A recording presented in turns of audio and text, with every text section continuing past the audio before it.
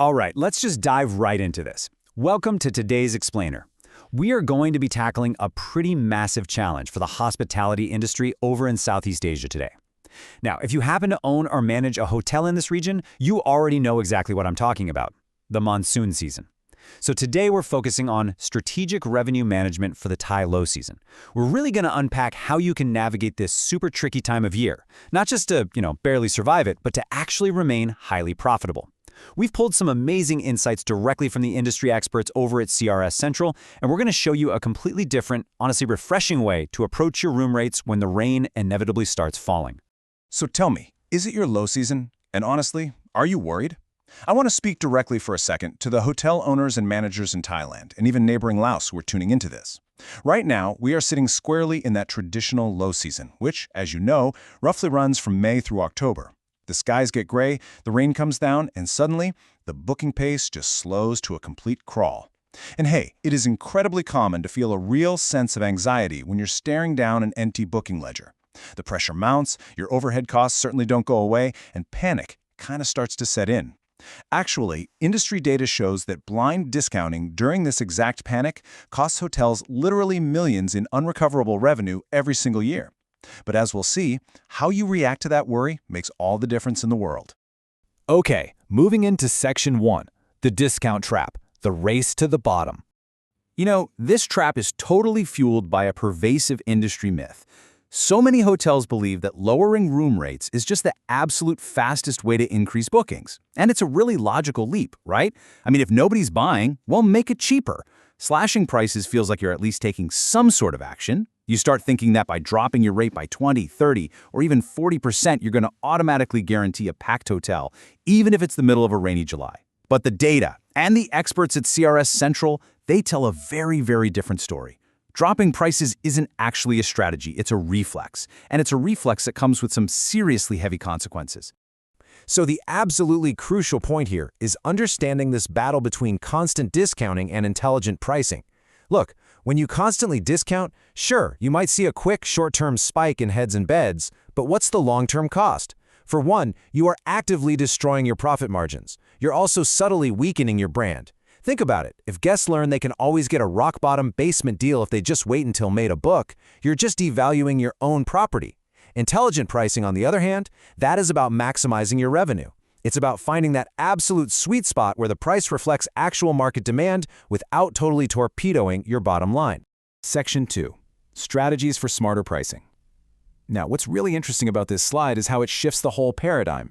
To actually execute this smarter pricing, CRS Central has developed a framework built on exactly 6 core pillars. Let's see how these 6 things build a really comprehensive approach to optimizing your rates, protecting your brand, and most importantly, keeping your revenue flowing even during the absolute quietest months of the year. Okay, here they are, the 6 strategies that form the foundation of a successful low-season playbook. First up is dynamic pricing, which we're going to look at a little closer in just a second. Second is competitor analysis. You can't price in a vacuum, right? You need to know exactly what the hotel down the street is doing. Third is OTA rate parity across all your channels, just making sure you aren't accidentally undercutting yourself on different booking platforms. Fourth, strategic promotions. And really notice the word strategic there. This isn't just some blind discount. It's a highly targeted offer that actually protects your profits. Fifth, optimizing your pricing to increase direct bookings. That's going to save you those hefty commission fees.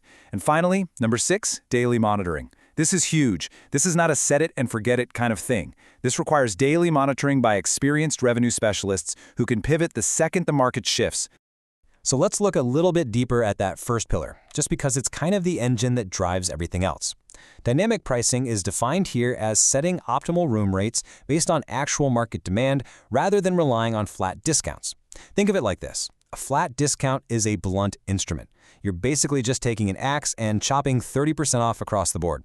But dynamic pricing, that's a scalpel. It continuously adjusts to market demand, historical data, and your current pacing.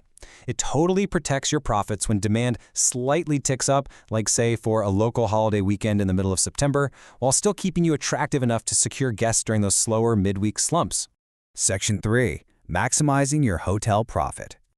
When you actually take the time to implement those pillars, you arrive at the ultimate payoff. Just look at this.